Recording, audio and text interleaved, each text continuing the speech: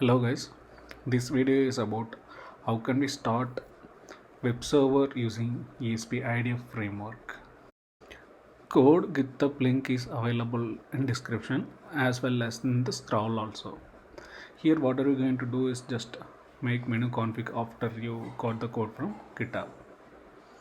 So once you are doing make menu config, you are going to give your router SSID and the password in the example configuration. And I'm going to change the baud rate to make it write properly. While the code is being built and it's being uploaded to the board, we will talk about what is the use case for this web server.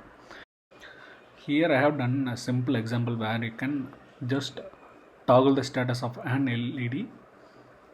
So you can do whatever you want, like you can dim or you can set the value or you can read the value from the sensors or whatever the use case that you are having specifically, that you can do it via this web server. And if you know how can we do this port forwarding, you should be able to access this particular URL via internet anywhere around from the world. It took around 2 minutes to complete the build and upload it to ESP32 chip, and which is development board obviously. So here you can see the IP which is connected to the router 192.168.0.106. Once you got the IP, the web server will be started. I'll be explaining this in code explanation or code walkthrough here.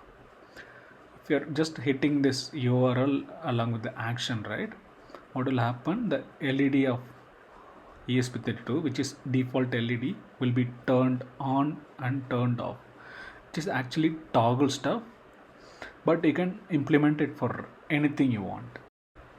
Here is the coding part where we have configured SSID and password and make menu config, right? That will be available here.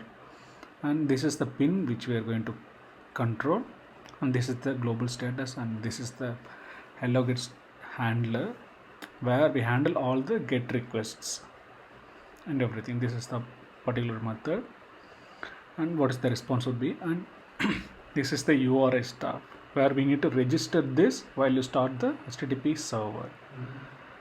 And this is the start server method where you have the server instance and the configuration and HTTPD start, and you'll be registering all the available URI. This is the port on which the server will be started. So URL will be registered here in HTTP registry URI handler. Then we are having event handler to handle all the Wi-Fi events, whether it is connected or got the IP or disconnected or SDA started successfully. And these lines are explaining when can we start the web server. Once you got the IP, web server will be started. If it is disconnected, it will stop the server and it will keep on reconnecting. This is the initialize Wi-Fi where we are going to start ESP as station, Wi-Fi station mode.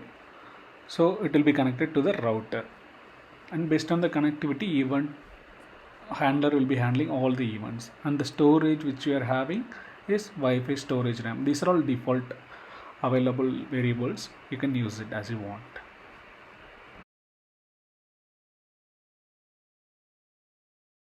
Here we are selecting the pin and pin's direction, which is output.